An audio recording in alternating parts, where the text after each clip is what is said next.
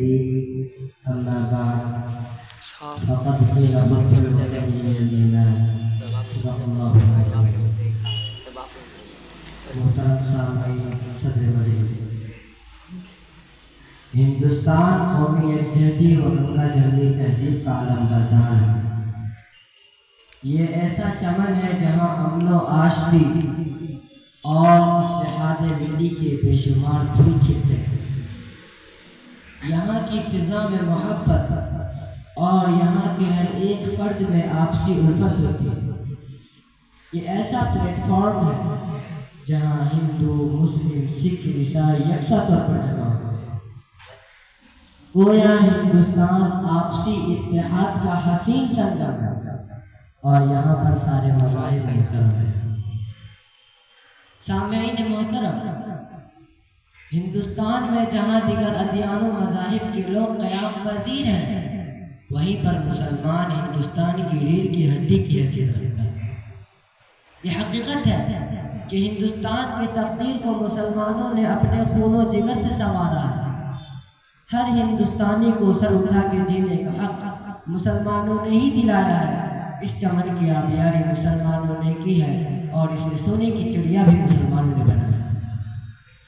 اور ہر وقت مسلمانوں نے اپنے وطن عزیز کی محبت میں ڈوب کر سب سے پہلے سینہ سپر ہو کر اس ملک پر قبضہ کرنے والے کے ناپاک عذائب کا قلع قمع کیا اور انگریزوں کو اس ملک سے مار بھگایا۔ انگریزوں کے خلاف علم بغاوت بلند کر کے، اپنے جوان بیویوں کو بیوہ کر کے، اپنے بچوں کو یتیم کر کے، اپنے خون کو پانی کی طرح بہا کر، اپنے گردنوں کو سولی پر لٹکا کر ہر آنے والی باطل طاقت کا مسلم علماء اور عوام نے مقابلہ کیا اور ان کے ناپاک منصوبوں کی دھجیاں اڑا ڈالی اور ان سے یہ بات تک کہہ ڈالی کہ جب تک مسلمان ہندوستان میں رہے گا اس ملک کو غیروں کے حوالے نہیں کیا جا سکتا۔ ہم جانے تو دے سکتے ہیں مگر ہندوستان نہیں۔ یہ ملک ہمیں جان سے بھی زیادہ پیارا ہے اور اس کی تقدیر کو ہم نے ہی نکھارا ہے۔ یہ بات تو مسلمانوں نے کہی تھی کہ سارے جہاں سے اچھا ہندو ستا ہمارا، ہم بلبل ہیں اس کی یہ گل ستا ہمارا۔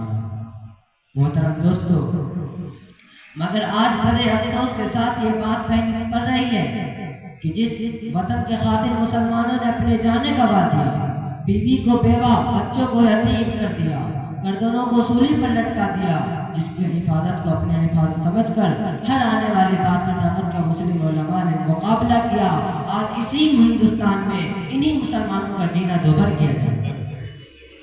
ان کے ساتھ ناانصافی اور بے وفائی کا برتاؤ کیا جا رہا ہے۔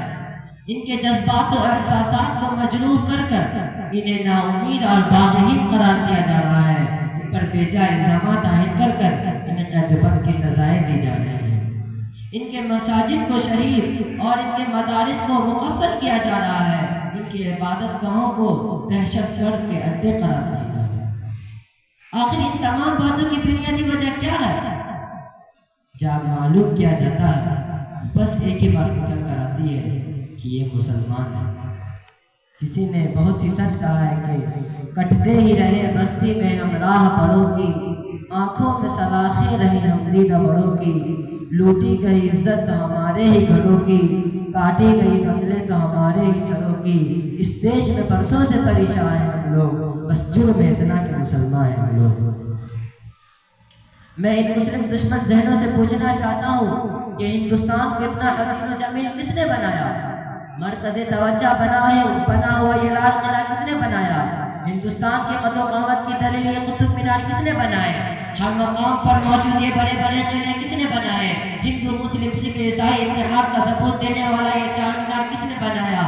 ارے ہندوستان کے ماتھے کا سندور یہ تاج محل کس نے بنایا؟ بالآخر تم یہ کہنے پر مجبور ہو جاؤ گے یہ سب مسلمانوں کی دی ہوئی دین ہے، مسلمانوں کی مرہون منت ہے۔ ان سارے باتوں کے باوجود بھی اگر تم ان کا انکار کرو گے تو ہر مقام قرآنی آیات اور عربی تحریرات سے نقش ہے۔ لال قلعہ میں ہماری مسجد اور عربی تحریرات موجود ہے، قطب مینار قرآنی آیات سے جگمگا رہا ہے، شاہ جہاں کا تاج محل قرآنی آیات اور عربی تحریرات سے منور ہے۔ اب تم کو آخری میں کہنا ہی پڑے گا یہ سب مسلمانوں کی اس ملک سے بے پناہ خلوص و محبت کی دلیل ہے۔ مگر یہ بھی بات یاد رکھ لو کہ ذرا سی سنہری کرسیوں پہ بیٹھنے سے ہندوستان تمہارا نہیں ہو جائے گا۔ ووٹوں کے بھیک سے حاصل ہوئے اقتدار کے ذریعے تم شہنشاہ ہی نہیں بن جاؤ گے، تمہیں ہر حال میں مسلمانوں کو ماننا پڑے گا، اس کے بغیر تم ایک قدم بھی آگے نہیں بڑھا سکتے اور نہیں مسلمانوں کو بلا سکتے۔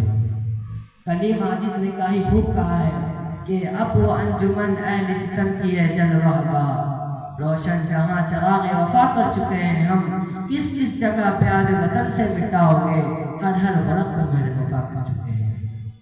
اے مسلمانوں، میں تمہیں بھی کہنا چاہتا ہوں کہ تم اللہ پر کامل توکل رکھو، غیر اللہ اور غیر اللہ سے ہونے کا خیال اپنے دل سے نکال کر ایک اللہ کی محبت میں ڈوب کر اسی کا ہونے کا یقین اپنے اندر پیدا کر لو اور منشاء الہی کی طرف عمل پیرا ہو جاؤ تو ساری دنیا تمہارے قدموں میں گر جائے گی۔